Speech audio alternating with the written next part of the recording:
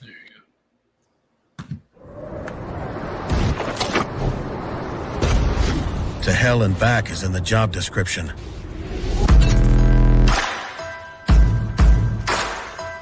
Being roughed up, scuffed up, run over, kicked, thrown, dropped, dunked, and done the unthinkable is a duty we've embraced for more than 40 years.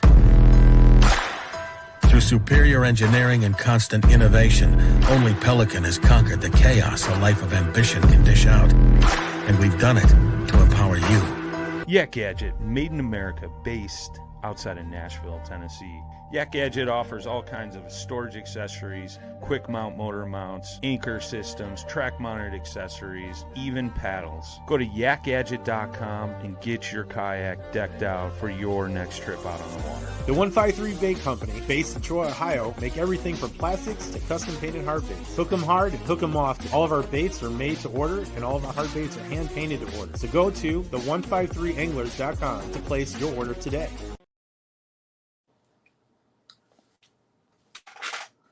Mindset Podcast on the Paddle and Fin Network. I'm your host, Chris Slifka. I have special guest Mark Pendergraf. I pronounced that last name right? Pendergraf with a D. All right. And obviously you won one of the biggest trophies in kayak bass fishing today. It's the Bassmaster Kayak National Championship, they're calling it, right? Yeah, They're it's not calling it the Bassmaster, Bass Nation, Kayak. I don't know. It's yeah. cool. yeah. They tend to always be nowadays with all the sponsorships and everything. Got to have that alphabet club going. Oh yeah. So I wanted to start the show off first with just introducing yourself. Obviously, people should know, but nowadays. But yeah, so we'll start with that, and then we'll get on into it. Okay. Mark Pendergraf, Fort Worth, Texas. It's not that easy. All right. How long you been kayak fishing for? We're coming up on 6 years around there. I started actually bass fishing and kayak fishing hand in hand for about 6 years now. So. Okay. All right, that's good. All right, so what I wanted to have you on here for is to talk about the mindset going into that practice. I don't know how many days did you actually? You only got 2 days of practice, right? We got 3. We got Sunday, Monday, Tuesday were practice days. Okay, so we can start with the first day of practice. Okay. What was your mindset going into that day, and then so on and so forth? Got you. Kind of. Mindset was pretty simple. Go out and find fish. I was really not too worried about it. I don't tend to take the whole tournament scene extremely serious. I just like to fish and meet everybody and get to talk. But going into practice, Possum Kingdom has usually been a good lake for me in pre-fishing and always failed me come tournament day. So I wanted to check out areas that I don't frequent very often and check them for fish. So I started at the state park on Sunday, fished around and caught some good fish. And that's right across from Possum Hollow and Fox Hollow, which are areas that hold fish really well that I fish on a regular basis.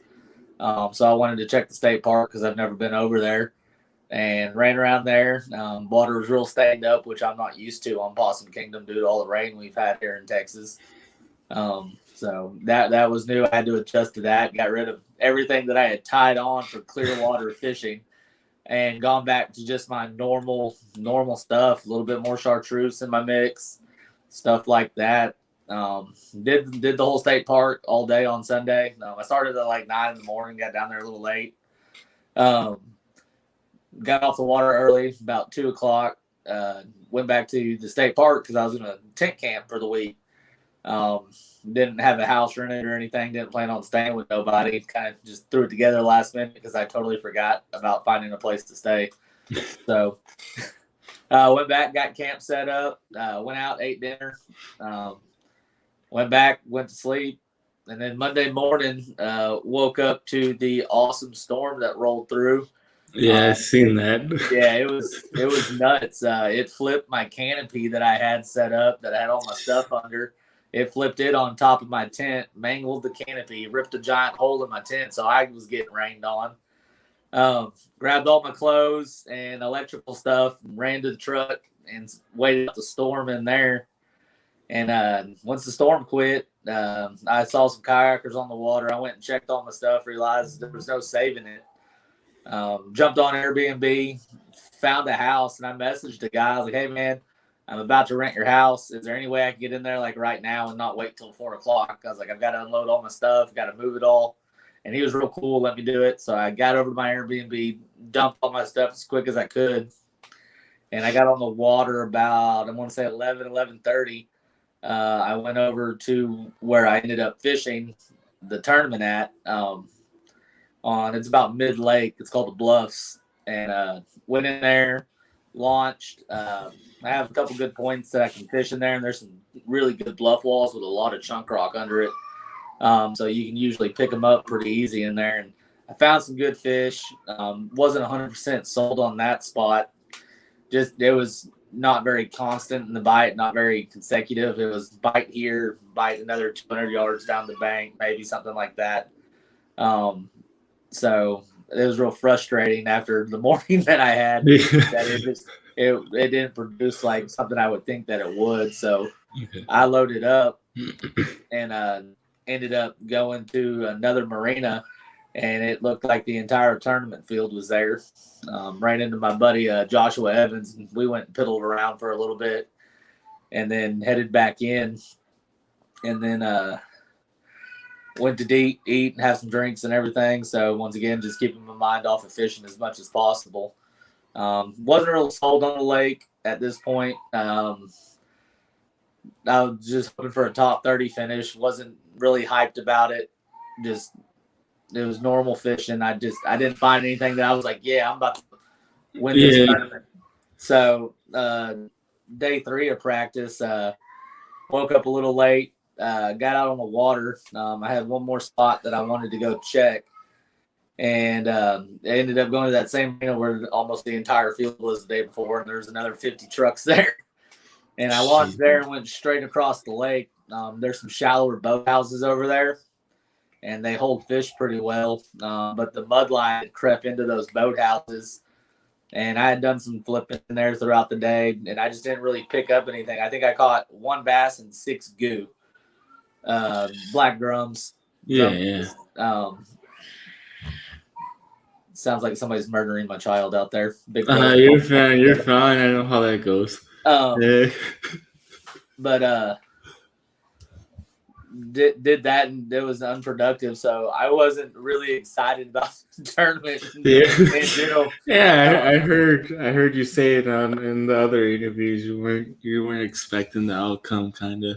Yeah, no, definitely not. I knew I might have enough fish in a couple different spots that I could string together at least the top 30 finish and cash a check. And that was my mindset going into the top 30. Woo!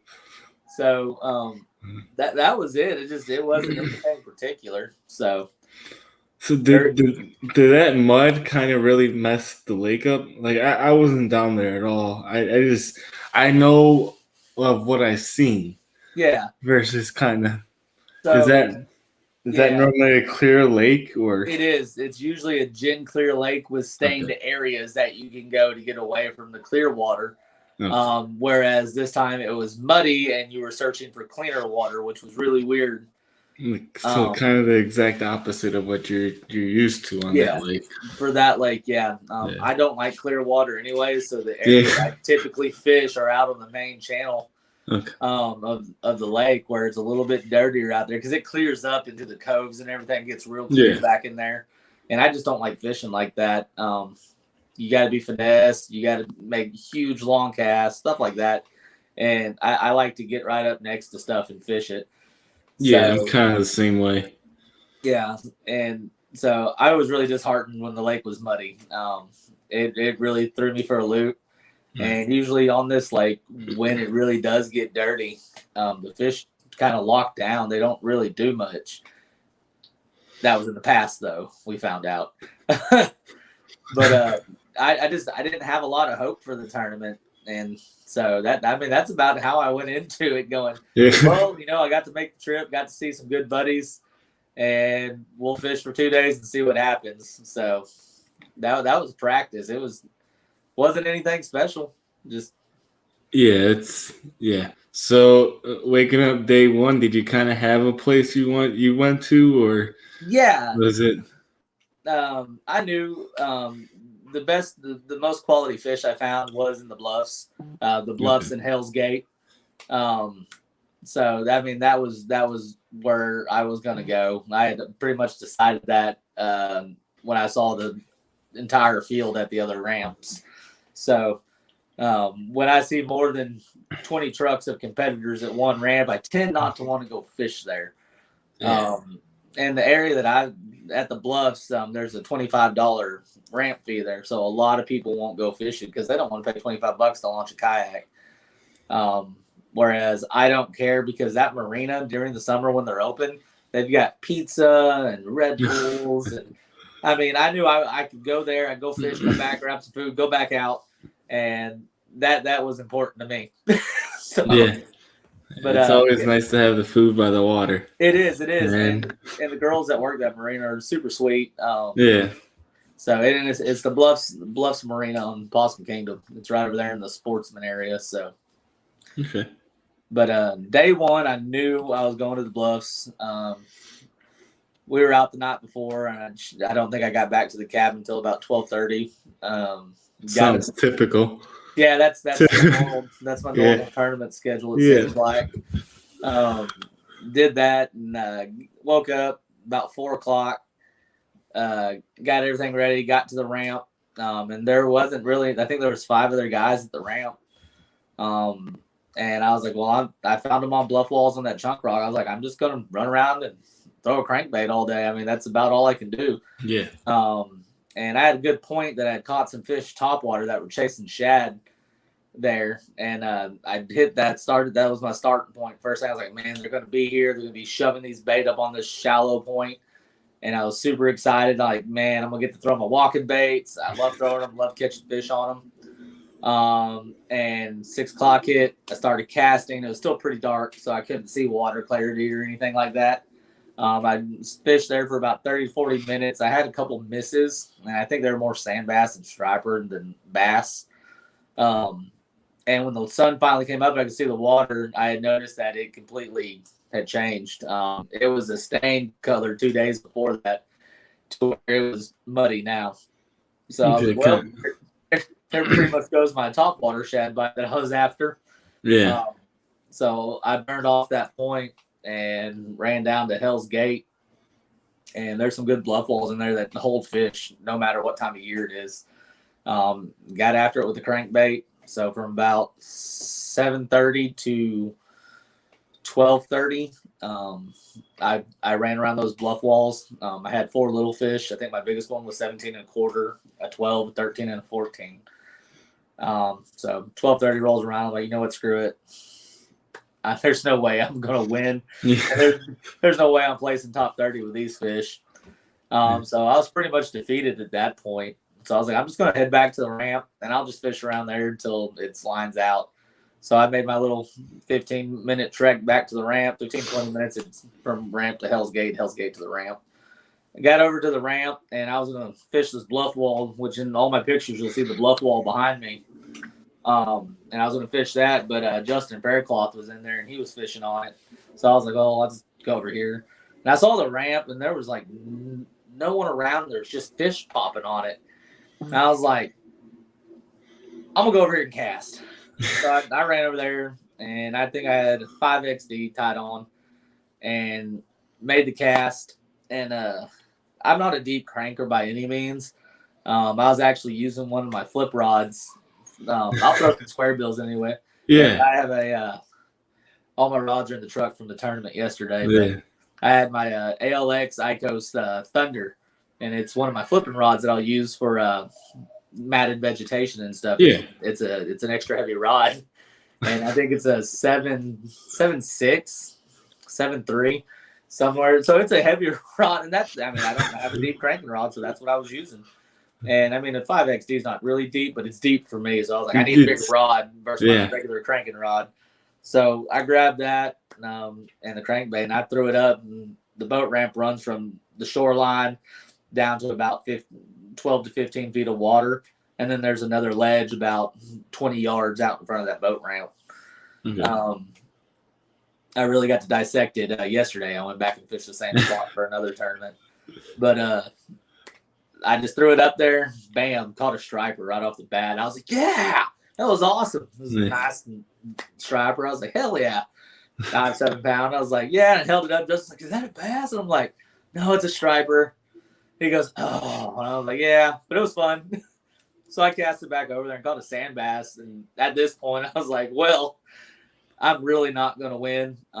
There's no better way to spend the last 30 minutes of a tournament than just catching fish. Yeah. So I was like, if these fish are stacked on here and I can sit here and catch sand bass and striper for the next 30 minutes, fine, let's do it. And I legitimately made a bad cast. Like I said, I had given up all hope of this tournament. Yeah. And I made a bad cast, and it went off to the left of the boat ramp, and I was trying to hit dead center. And boom, caught it like a 19-inch bass. And I was like, okay. So I took a picture of it, cast it back over there, caught a sand bass, and cast it back 20 and a half inch bass. I was like, all right, all right. And I had in my head, I'm like, if I could just get a 20-inch bass, that'd put me at 77 inches. That would put me where I could finish top 30. I just need one 20-incher. Well, the 19 cold out or finished the limit. The 20-incher cold out my smallest fish. I was like, well, shit, let's keep going. And this is all 7 to 8 minutes, like I'd say about 7 to 10 minutes that this is all transpired. So by that time, Justin came across because I was making all hell of noise, hooping and hollering. I was like, yeah. And made another cast, another 19-incher, made another cast, another 20 and a half, made some more casts, some sand bass. And on that second 20 and a half that I caught, Justin was he was a little bit further away. And I was like, hey, you got a net? Yeah. I didn't have one. I left mine in the truck. So he threw me his net so I could boat that fish because it only had one hook in it. And that's a cool thing about kayak fishing is people are real helpful on the water when you need it. Yeah. And they'll cheer you on even if they're fishing against you. So it was really neat to have him there because he was pumping me up the whole time. Finished out the tournament. I think I pulled in another 18 something, and I got its picture taken right at the 2 o'clock cutoff time.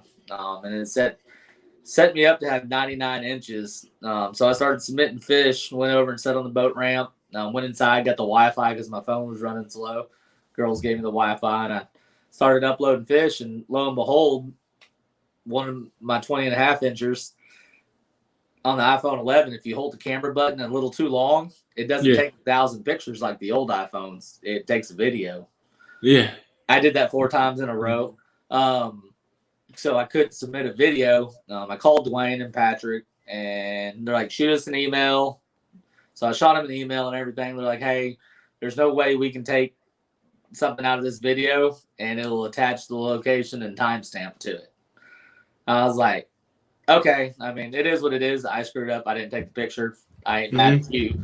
I was like, that sucks. But it took me from 99 inches to 97, so I wasn't too upset about it. Had no idea where I was landing in the field as I was uploading fish, and got everything uploaded, and started to put all my stuff up, talking with Justin, and the leaderboard was still on, and I noticed that I had moved all the way up to 4th place. So I was like, well, that's a turn of events right there. So, I mean, getting off the water, then I was extremely hyped. I'm like, hell yeah, I'm in 4th place in the Bassmaster. I mean, yeah, and you I didn't gotta plan to be here. 30 minutes ago, I thought I was about to pack up and go home. So, that was definitely a change of direction for me. So, I mean, it shows that you're never out when you think you are. You just got to keep fishing. You just got to keep casting, basically. Yeah. So, that was fun. Then I heard a podcast you saying that night you purposely went out and did stuff. You went out to the bar and everything, trying to keep your mind off of the tournament. Yeah. So, I mean, I do. I mean, and that's the way I am. Like I said, I don't take this whole tournament scene extremely seriously. There's a lot of people that do, and I don't hate them for it. I don't live, eat, and breathe kayak fishing. Yeah. I've got my son in Premier Baseball. My wife works full time. We've got the little one, and I've got 1,000 other things going on that I'm not dedicated to map research and all that. And also, I've never considered myself an extremely professional angler, anyways. I mean, I would start. Nah, I'm still gonna do me. I'm gonna live the way I have. Not really change anything. Well, you have to. You can't change anything. You know, you got the trophy. Yeah, I'm the champ. So my way worked. Yep. But yeah, that night we went out. My wife had called and told me that I needed to take my ass home. Oops, sorry. But yeah, she told me you need to go home. You need to get rest. I'm like, no, this is what I do. It's my tradition. It's how I fish tournaments. And yeah, we ended up the bar we had been going to. Their AC went out the night before while we were there. We ended up drinking in their ice box because it was so freaking hot in that place. We had to go cool off. So Ryan had gone back and he called me and goes, "Hey man, AC's off. We're going to this other place." I was like, "Cool, I'll meet you there." And it was PK's Sports Lounge or something, sports bar. But we went in there. I ended up signing me and Ryan up for a pool tournament. We thought we were playing partners. Turns out we were playing singles, and he ended up almost winning the thing. It was hilarious. But the cool thing was we had gone to the bartender, like, "Hey, y'all don't got cornhole boards." And that's what we do. We sit around, drink, play cornhole. And can we bring our own boards in? We actually have them in the bed of the truck. And our boy Dylan had them in there. And they're like, yeah, you can go ahead and bring them in. Where are you going to set them up? And we kind of told them. And that's not where we put them. We went in and moved their tables out of the way and ran them. So we sat there and played cornhole and pool all night. Locals got in on it. It was a good time. I think I got back to the cabin at like 1. And then I think I woke up at like 4:30 the next morning. Yeah. Which gave me just enough time to get to the boat ramp before launch. Okay. So that was fun. Got to the boat ramp. Totally forgot my Red Bulls. Oh, that's bad. Yeah, I had my jug of water. I went in, I loaded up all my stuff because I had to empty out my house that morning too that I was staying in because I'd only rented it to that day. Yeah. And I had to throw all my shit in my truck that morning. So fast and furious, throwing everything in there. I just didn't grab my Red Bulls out of the fridge before I left the house. I did fill up my water jug, so I was proud about that. That's good though. Got there, got everything unloaded, made sure I had my net this time. Justin was there again. Dylan Lyons was there. Daniel Lyons, sorry. There's a couple other people. And Daniel had actually caught a fish off the boat ramp the day before, but he was packed up and headed out at noon to another launch. And I was like, well, shit, he might be wanting to fish the boat ramp, not knowing what I did here yesterday afternoon. And I had made up my mind. I was like, I ain't fishing this boat ramp and the surrounding part of this marina right here because it's, for some reason, it's holding fish. So we were all sitting there before first launch on our kayaks. We had cleared off the boat ramp just in case boats came down because it's a 1-lane boat ramp. And we're all sitting there. I was like, hey, man, I don't want to be rude. I was like, I know you caught a fish here yesterday.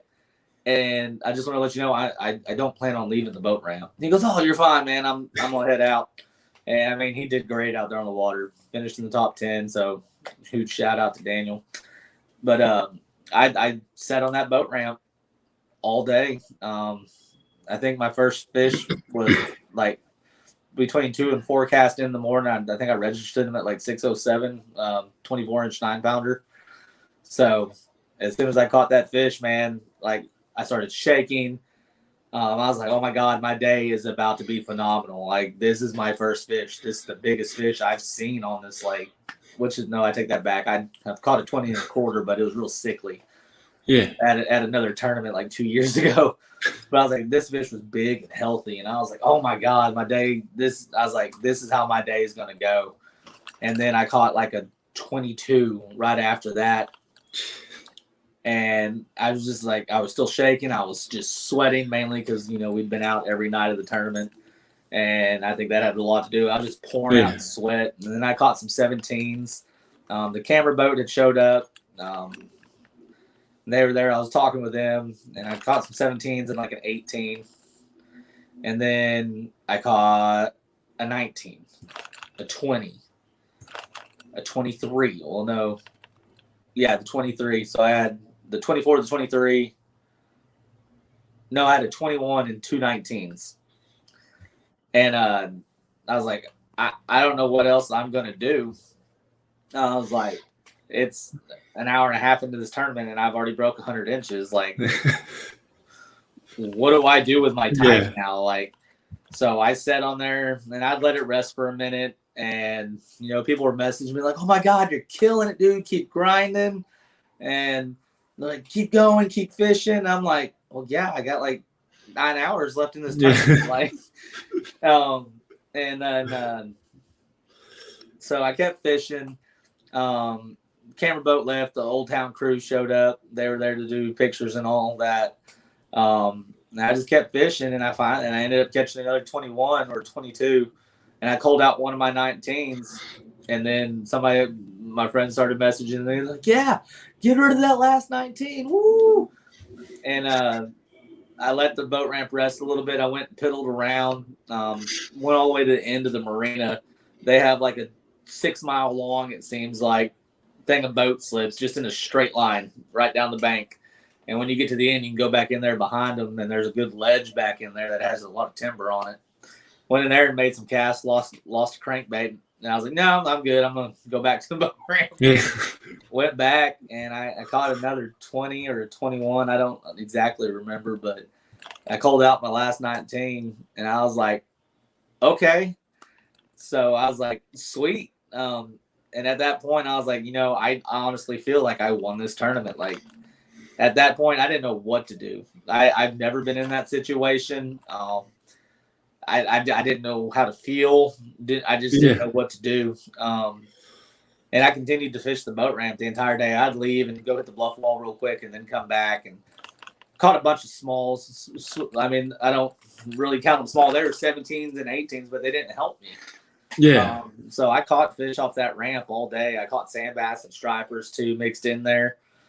And it got to where I could pinpoint what kind of fish I was going to catch when I made a cast from left side of the boat ramp to the right side of the boat ramp. It seemed like they were just all staged in those 3 sections. So stripers to the right, sand bass all over the middle of the boat ramp, black bass to the left. And it got to where on the hook set, I pretty much know what I had coming in because the stripers would come straight up. The sand bass would run right at me. And then when I hooked a bass, it seriously felt like I was setting a hook into a bag of concrete. It didn't matter what size those bass were. It was like they were running head on towards the ramp and catching that bait. It was nuts. And it was a blast. Coming off the water at the end of the day, Justin was there. Daniel Lyons was there. We were all just tucked up under the cover of the marina and the boat slip. The Old Town people were there. The girls at the marina had given me a Red Bull and a pizza on credit because I left my wallet in the truck. And so we were sitting out there, and I was drinking my Red Bull and eating my pizza and doing an interview with Old Town. And they're like, do you think you won? I was like, I don't know, man. You know, Joe was on some really good fish yesterday, and he had fish today. Like, he hadn't slowed down. And I was like, if I did win, it's going to be close. But at the time, I honestly didn't think I won it. And it was mainly due to that 2-inch deduction from day one. I was like, at this time, I really, really need that 2 inches. Yeah. I would have felt safe. And I lost 2 fish that day that were just as big as the 24-incher. I didn't get and they were in the late afternoon. I just didn't get good hook sets in them.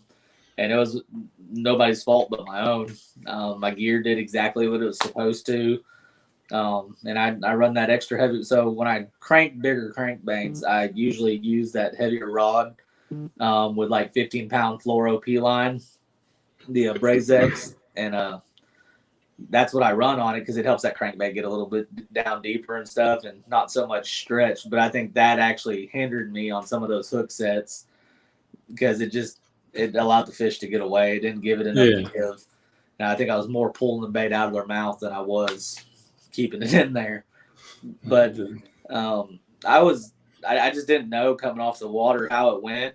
and not having awards till the next day, man. I'm Yeah, gonna tell you, I was a nervous wreck. That's gonna be the next question. Yeah, Having to wait that extra day probably man, was the worst. it was. I ended up going out again that night. I made it back home. Lambert and Dylan, not Daniel, but Dylan and Joshua Evans came down and stayed in downtown Fort Worth. And I live right outside in North Richland Hills, Halton, Watauga. I lived like in 3 different cities. I don't know. My yard changes every 6 months, so cities can never make up their mind who owns this piece of property. But, anyways, they came down. They're like, "Hey, man, we're gonna go out to P.F. Chang's and we're gonna meet some of them." And Ryan's like, "Some of my buddies are in town, and they're gonna go to Billy Bob's." I said, "Cool, man. I'll meet you at P.F. Chang's. Give me just a little while." And I got home, got showered, told my wife, I was like, "Hey, I love you." Gave her a hug, kiss. She's like, "Well, did you win?" I was like, "I don't know." I was like, "I really don't, and it's really bothering me." And so I was like, but Ryan and them came down, just to celebrate, the great day that I had and everything. And Ryan was turning around to leave to go back to fish in Tennessee in his club because he was in the running for ALY. And he was like, "I'm gonna come down, we'll party tonight, hang out, and celebrate." I mean, just great tournament you had. I was like, "Cool." So we went down to Billy Bob's, met up with all his buddies. My friend Albert Allegra works there, and he took us down, got us down on the table in front of the stage. We got to hang out down there. And people were like, "Hey, man, congrats on maybe a win, but great tournament." I don't know. And that didn't help any. And then Ryan and Josh were over there with Joe, and they had fished with him. And they kind of knew what he had, but didn't know the exact numbers. They're like, "Dude, we don't know. We don't know where you're at. It's going to be really, really close." I was like, "Well, that sucks." He was like, "You're no help to me whatsoever." So I got through the night, woke up the next day, and they're like, I was gonna go up to the expo and hang out. I had some friends that were working booths up there and everything. So I got up there about 12, walked around the expo. Everyone's like, "Hey, man, did you win? Do you know?" I was like, "I'm not gonna know for another 3 hours, but thanks for asking." Yeah. And so it was just, I was a nervous wreck. Emotions were all over the place. And then we get back to the boatyard on the other side of the Coliseum, and Dwayne's talking to us and everything. We load up in the Texas Toyota trucks and head over to the arena, and they drop us off back there, and we're talking with the bass people and everything. Then it sets in that Dwayne walked me out so I could see the stage and everything. And at that point, it really set in. It's like, oh my God. I was like, I'm about to walk across the Bassmaster stage, and I know I'm either first or second. I was like that, and it all started hitting me. I started breathing heavier, trying to just keep tears back. That this is an accomplishment that a lot of anglers dream of. And I mean, it's not like I was fishing the Bassmaster Classic, but I was fishing the kayak championship. I mean, that's a big deal. It's one of the biggest deals in our sport as of right now. Definitely, that's for sure. I mean, it now this and the TOC, they're both up there. I mean, I don't knock anything from TOC. That's an amazing field that they put on there. So, but I saw the Bassmaster stage, and emotions started coming in. And I'm an emotional guy. That I'm usually pretty happy-go-lucky. And you don't see me cry a lot or get sad or emotional. I don't do that stuff. So, and all these new emotions are coming in, and I'm just not really knowing how to handle it. And then they walk us out. And we're standing off to the side of the stage. They're like, "Hey, we're going to call you up one at a time, no particular order." They call up the first couple anglers. And, of course, me and Casey Reed are like the last 2 that they call because of our last names being at the bottom of the alphabet. And so I'm standing there, and Patrick Malone got a picture of me getting ready to walk up, and I'm just messing with my pants. I was so nervous going up there, and they had terrified me of the steps going up to the stage. They're like, "Hey, watch where you're going. Use the handrail because you'll trip."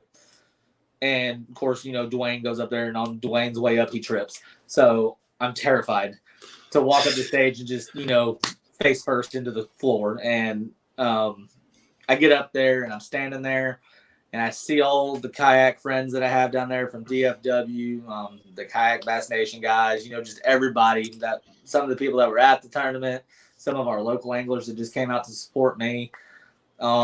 it was really cool. I was trying not to cry, just waiting. They started at 10th, started working their way up, and doing everything I could, hugging everybody that got a check, shaking their hand. I'm like, yo, this is great. And I was trying to control it. And then they got to us, me and Joe.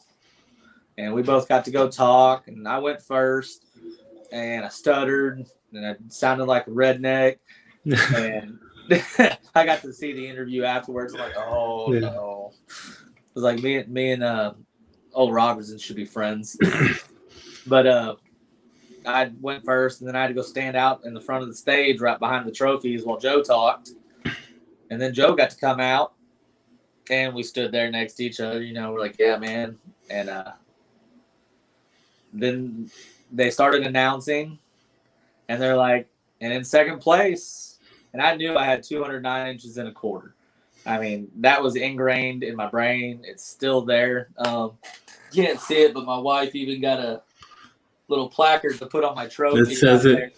It says Mark Pendergraf, 209 inches, highest 2-day total in Turning X history. And she got that put on there for me. But that was ingrained in my brain. I was like, so if he says anything other than that, I know I'm going to win. Anything below that, it's mine. And they called out in second place with 208. And I lost it. I had planned, like, I'm going to jump and scream, and I'm going to just do all this crazy stuff because I didn't want to cry. I didn't want anybody to see me cry. And I went just to do something with my hands and ended up just grabbing my face. I seen that. Yeah.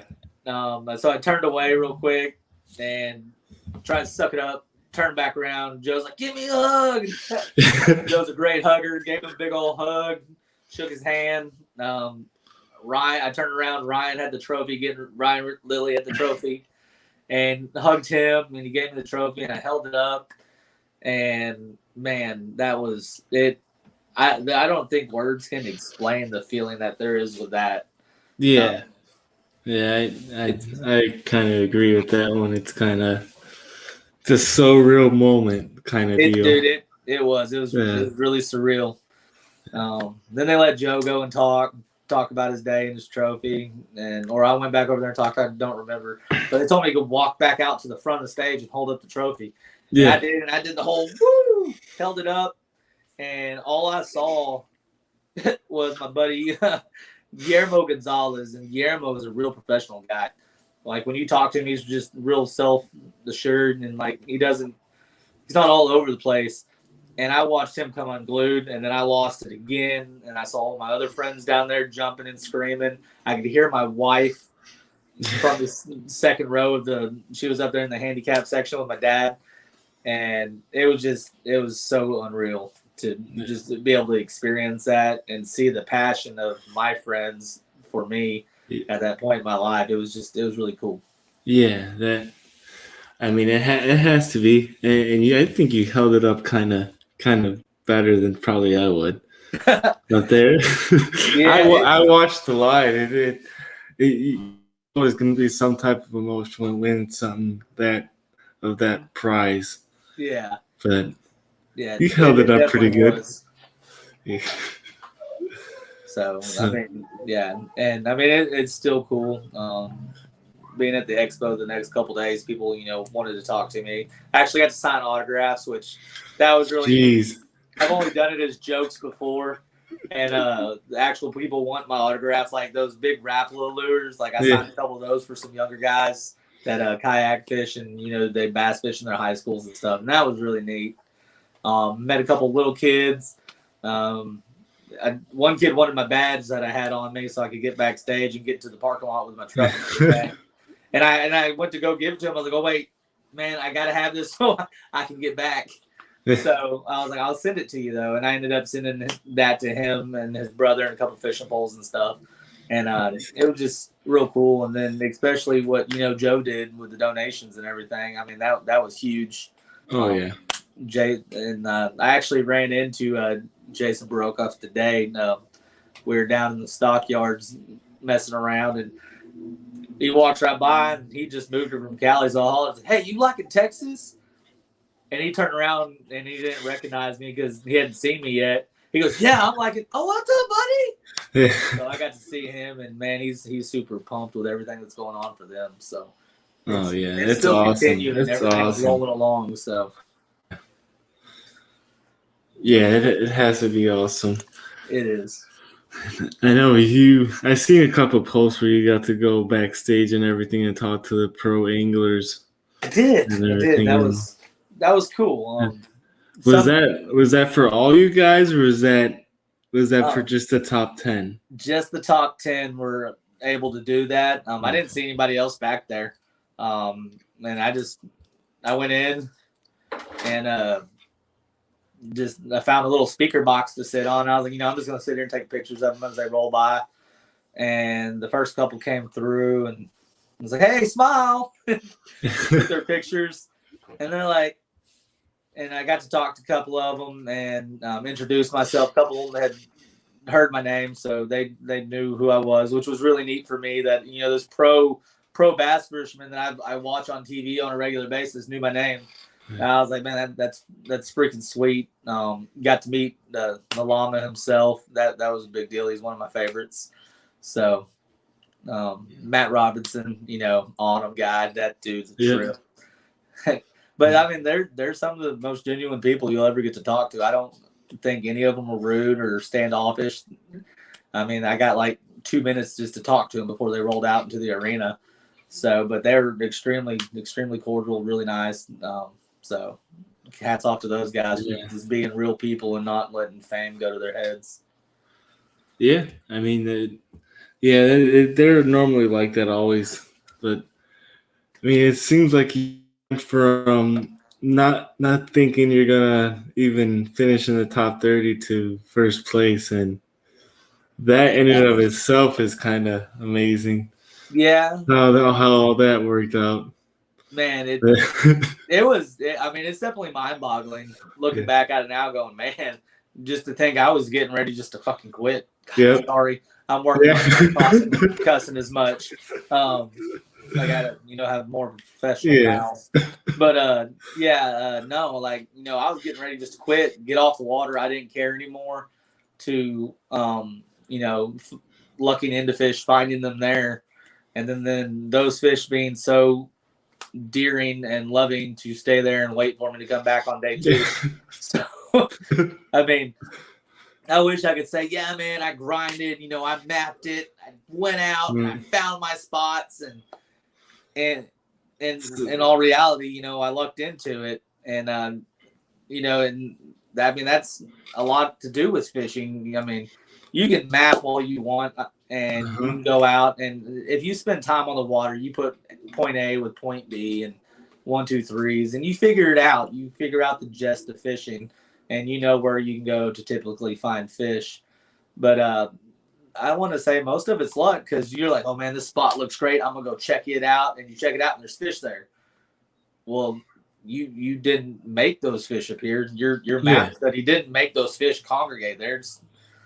You got lucky and you found a good spot that looked good to you, and you found them. Yeah, I mean, a lot of it is just sometimes it's fishing the moment too. Yeah, and put everything behind you. Even like you said, you don't really do map study, but even people who do map study, there's times where they don't even catch fish on all the work that they did. Yeah, they just man. I've spun out in so many tournaments. I've had a great plan going in, and it started off great, and then it shuts off, and I lose my mind, and I'm just like, I don't know what to do, and I'll just start piddling around the lake, not really fishing and doing stuff like that. Yeah, which was about what was about to happen to me. And if it wasn't for that striper, I'm gonna give that striper all the credit. If it wasn't for that fish, I wouldn't have made a second cast at that boat ramp, and I probably would have aimed towards the docks or something. But I'm gonna give all the credit to that striper.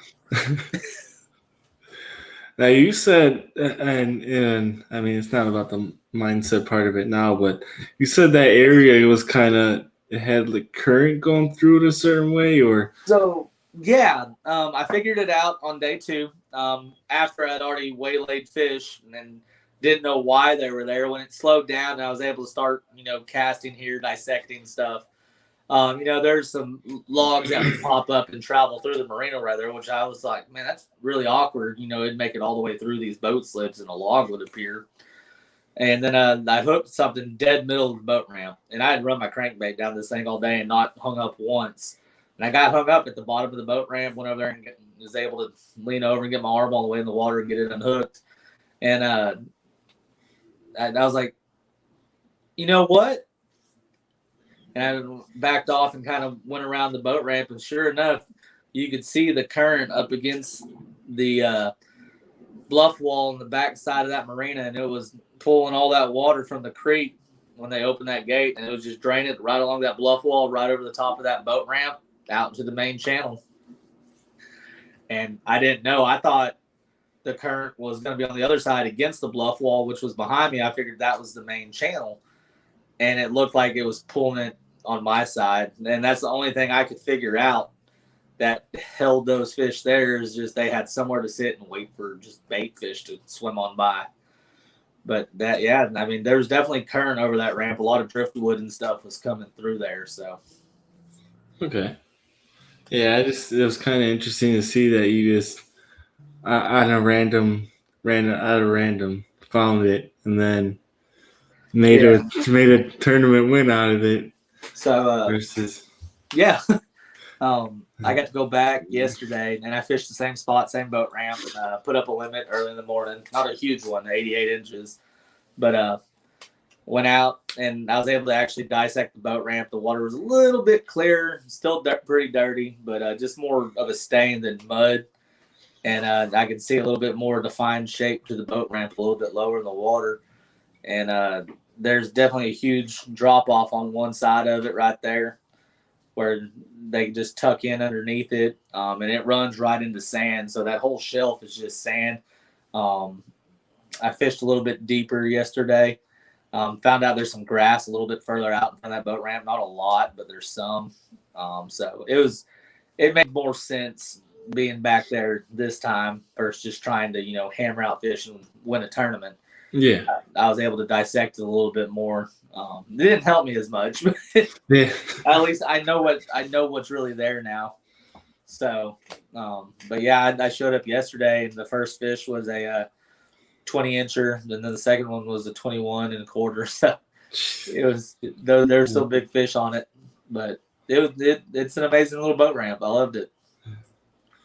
Yeah, it sounds like it, man. Because I've seen it. Now it's a couple weeks past the tournament, and people are putting out their YouTube videos, and I'm seeing there's a lot of people who struggle at that tournament. And yeah. To hear you say that you were struggling too, and then you just happened to find it, it's kind of weighs on the just keep your head down and keep grinding it out. Yeah, type of deal. Definitely keep casting. I think in 6 years, I've only left, I want to say maybe 2 or 3 tournaments early due to not catching fish. I've left a couple others early due to sporting activities and stuff that we had scheduled with the kids. Yeah. But due to not catching fish and spinning out, I've only left 2 to 3 early. And I've always regretted that. I'm like, well, man, if I would have just kept fishing, I might have found them. So I've made it a point, up to fish all the way to last cast, unless, I have 112 inches and I can sit there and just bullshit with people. Yeah. So, pretty much the last 30 minutes a day, too, I didn't make a cast. I just sat there and talked with everybody and had a good time. So, but, yeah, I've always made it a point, fish all the way to last cast. You never know what you're going to find. And, being somebody, I've had my ups and downs. I've had some decent finishes, but I've had a lot of bad finishes coming into tournaments. And it's just, you've got to keep fishing. You can't let it beat you down.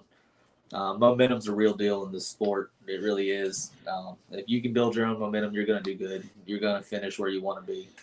So I just keep fishing. Yeah. Well, we can end it on that then. That sounds good.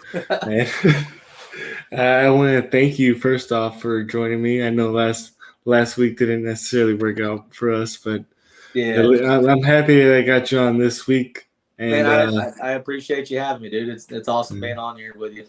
yeah, any closing, any sponsors or anything in Oh closing? yeah, I mean, of course, Old Town. It's a boat I'm in. They take really good care of me. I was actually opening some mail from them when I was sitting here with you at the beginning.